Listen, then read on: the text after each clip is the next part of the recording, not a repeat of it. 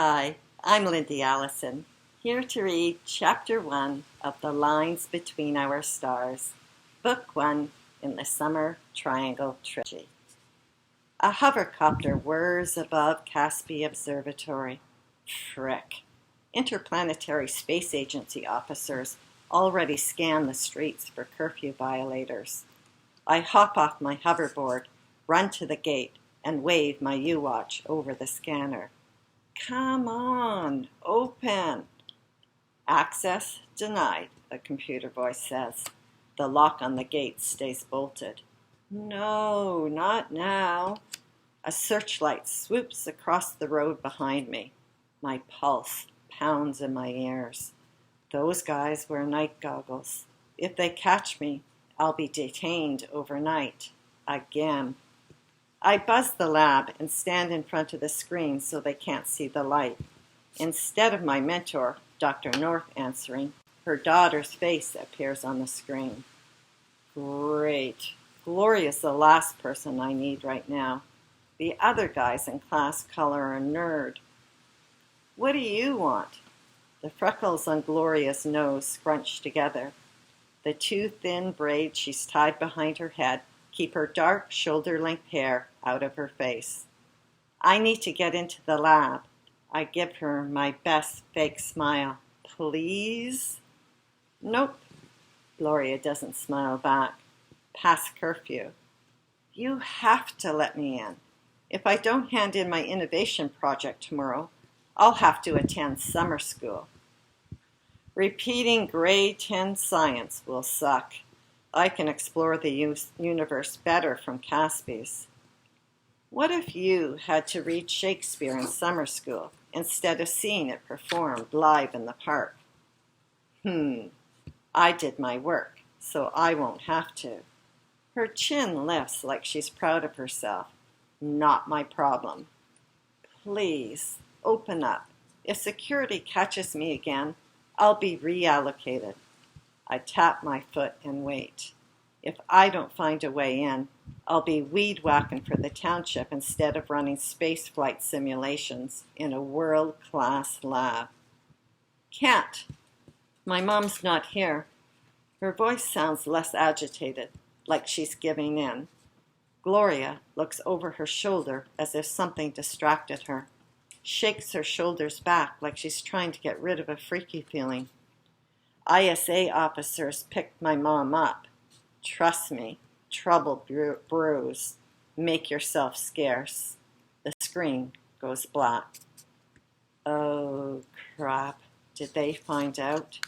I take a deep breath. Buzz again. The screen lights up. Gloria leans in so close to the camera, I see the white in her Pluto-colored eyes. Get lost. The screen goes black again. Sweat breaks out on my forehead. Palms, too. And not from the humid June air. Do I beg? Bribe? Will I decide what to do next? The deadbolt clunks and the wrought iron gate swings open. Gloria, let me in? After that rant? Girls, I'll never figure them out. The mag pickup sensor beeps on my U-Watch, like I'm checking out groceries. Only this one registers my visit on Caspi's observatory security computer.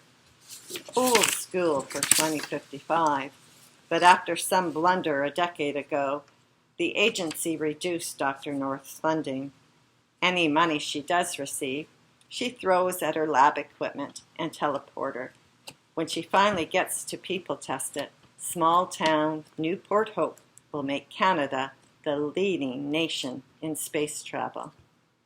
I jog 200 yards up the driveway, past all the satellite dishes, and dock my hoverboard in the recharging station. Another hovercopter whirs overhead. I step inside an alcove and wait until it passes. Outside the lab door, a laser scans my body. Come on, hurry. It spills my age, weight, and health stats onto the screen. Jason Granite, male, 15 years old, 5 feet 11 inches, 68 kilograms, light brown hair, green eyes, health status, insufficient nutrients, water, exercise, and rest, color deficient vision. The data downloads to my U-Watch, and health app sends an alert to Mom. Stellar. There goes my chocolate stash and stargazing. Here come the asparagus and family hikes. I count down from 5 to 1. Access granted, I say, mocking the computer as the door hisses open. When I step into the lab, my breath escapes in a low whistle. Around the room, hologram projectors display the inner workings of Dr. North's camera and spaceship prototypes. Digiporter, her newest transporter, determines a person's quantum state identity and sends their digital data to a predetermined location where they'll rematerialize. What Einstein called spooky action at a distance, we call teleportation. The real teleporter waits in the launch area to send people to habitable exoplanets outside our solar system. Without time slowing while they're in space, people will return to Earth without being younger than their children. If Rexdale, the ISA's local president, approves a real people mission, I'll get to witness a person leave Earth and arrive on Rhea. Then they'll come home and tell us what they discovered. Sweet. Until then, no one goes anywhere. For now, we rely on Dr. North's cameras to snap pictures of celestial objects. The spectrograph camera reveals whether life exists on her newly discovered planets. The pics teleport to Jansky Space Station and are sent to the lab in real time. How'd you get in here? Sparks, Gloria. I just about jump out of my enviro suit. Don't sneak up on me. I tug on my ball cap visor so she can't see my face turn red. I asked how you got into the lab. She smells like lavender from out front, but yikes, she sounds bristly. What do you mean? I point at her. You let me in. No. Well, if you didn't, who did? Cosmos, who let Jason into the lab? She acts bossy, but the computer doesn't care. Unknown entity, Cosmos says in its usual monotone voice. What? Gloria scowls at me and checks the footage from the security camera. How can that be? Mom always secures the door and the gate on her way out. I glance through the entryway to the observatory. Nothing got in that way. The dome is closed. Then I look at the brass no entry plaque on the large steel doors to the launch area. They are closed too. I shake my head. It had to be Gloria who let me in. You're the only person in the security footage, Gloria says. All I did was wave my U-Watch over the scanner. I shrug. Sure. Cosmos might not read her tone, but I can, and I don't think Gloria believes me. Cosmos, secure the door and gate, she says. Door and gate already secure. Honest, I give her an open palm salute, but instead of going away, she hangs around and watches me. I stare at the computer screens that line the wall. Each one shows some aspect of Dr. North's research on planet Rhea. I look for changes since yesterday, hoping Gloria will get bored and leave. She doesn't. I turn on the holographic image of Tesla, the intergalactic communication device I invented, and make sure the real one is set up exactly like the hologram. Inside a shoebox-sized container, the motherboard, radiation detector card, digitizer, and data recorder are set to send a message to satellites outside. They'll send it to JSS, and from there, my message will be sent to Rhea. Now, let's hope life is advanced enough to rematerialize this message and send one back to me. I glance at the picture on Dr. North's laptop. Gloria looks about 6 years old, the same age my sister Gabriella would be if she hadn't died. I suck in breath and huff it out. Her dad wears the standard enviro suit and hugs Gloria, who laughs and hugs him back. Where did Gloria's dad and Gabrielle go now? I shake my head, and using the suction pen from Dr. North's vacuum handling tool, I pick up the steel fragments I shaved off the transmitter yesterday. I make sure my data encryption on the quantum chip remains secure before sending another message. Gloria stands on tiptoes and looks over my shoulder. Don't worry, one more quick check and I'm out of here, I say. What does it do? Nothing you'd care about. No, really. She nudges the back of my shoulder with hers. Tell me. Since there's no response to yesterday's message, I wait until Gloria's multicolored sneakers dotted with mud splatters are flat on the floor. I lean over Tesla, and when I'm sure she can't see what I'm about to do, I send a second message. You wouldn't understand. I might. She stands on tiptoes again. When the message is finished sending, I step to the side and wave an upturned palm toward my invention. Meet Tesla, my intergalactic communication device, I say, wondering why I'm suddenly acting so weird. What are you going to do? Contact aliens? She throws her head back and laughs, like she's still the kid in the picture. Don't need to, I smirk. You're already here. I turn off my device. Ha! How does it work? It doesn't. I rub my thumb on the yellow Caspi's logo on my enviro suit. Not yet, anyway. No responses. Oh, yikes. Did she catch my slip? How is it supposed to work? Good. She missed it. I'll send a message from this satellite. I tap it to one outside. I point with my thumb over my shoulder. The one outside will forward it to a receiver at JSS. She tips her head to one side like she's considering what I'm saying. Since when did she become interested in new developments? From there, the JSS satellite will send it to Rhea. And what? Some alien is waiting to hear from you? She laughs again. While she walks in a circle around Tesla hologram, examining how it works, I eye her up and down. Most girls dip themselves in liquid enviro fabric so their clothing clings to their bodies. Not Gloria. She wears baggy eco-wear with giant pockets bulging with stuff she packs around. Really? Gloria frowns at me. You can leave. Now. She stands with her feet apart, her chest forward, and her hands on her hips like she's Wonder Girl. Crap. Did she catch me checking her out? You should not have gotten into the lab. She waves me off. Are you trying to get my mom into more trouble than she already is? No. She knows what I'm working on. And you think you can hand in an intergalactic communication device as your project? Another glare.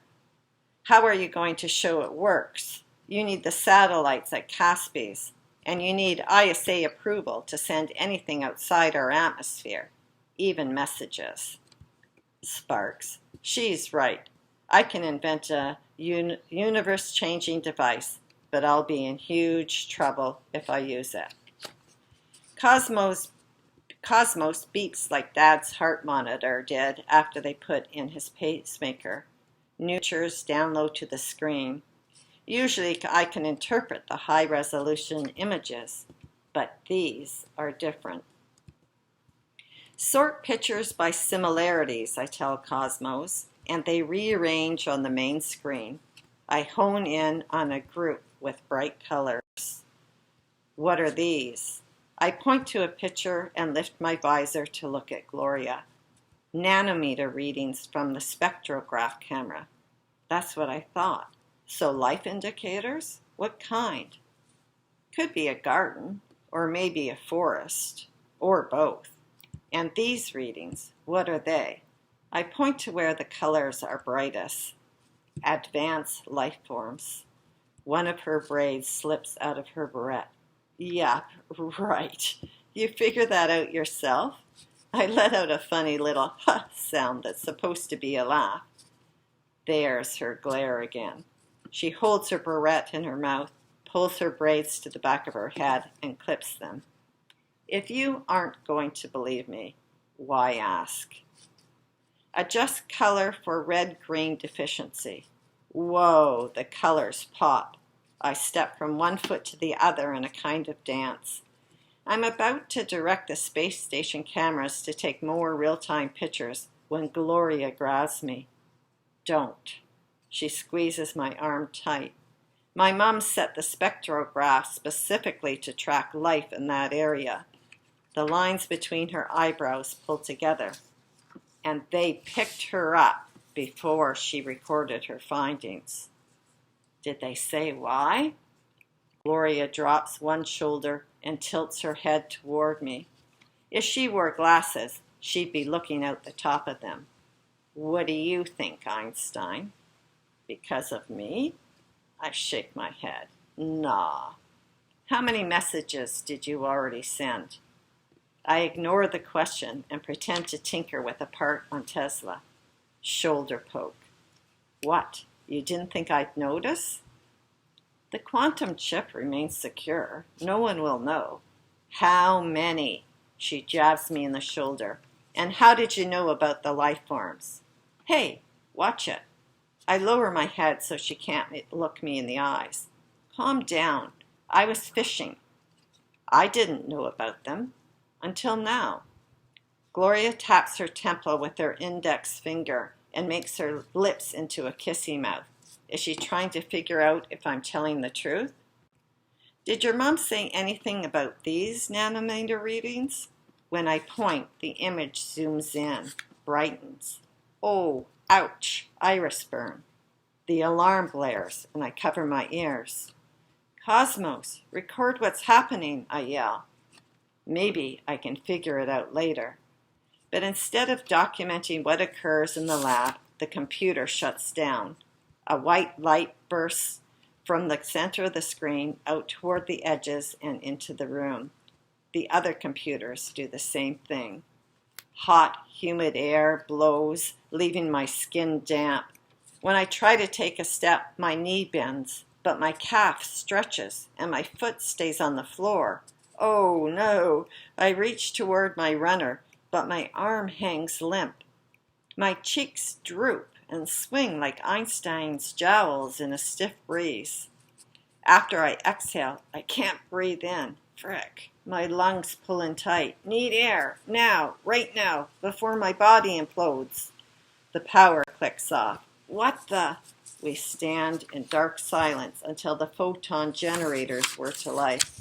The lights come on, and the air conditioner blows cool air into the room. I inhale with a giant gasp, and my lungs fill. Oh, Hades. Gloria jumps onto her mother's desk. The background picture on the laptop is now a blank screen. Her face goes pale. Now you've done it. You made the picture of my dad and me disappear. What are you doing up there? I reach up to help her down. She doesn't take my hand. Instead, she sits and hangs her legs over the side. The floor moved. I grind my dark gray canvas runners into the tiles. Don't worry, it stopped. What was that? Gloria's voice trembles. She puts one sneaker down on the floor, pauses, then steps down. An earthquake, I say, for lack of a better explanation, that caused a power outage. But my insides shake and my arm hairs stand. Earthquake? Gloria grabs my arm. You won't find what just happened on a Richter scale. The lights flicker again and the main power kicks back on. The generator's whir slows and stops. Above me, movement catches my eye. A misty green snake with a brown dragon head slither floats around the ceiling. Thank you for listening in to Chapter 1 of The Lines Between Our Stars, Book 1 in the Summer Triangle Trilogy. You can find more information about my books at www.tranquiloretreat.com/books, as well as resources and other materials that writers will find helpful. Thank you for joining me today.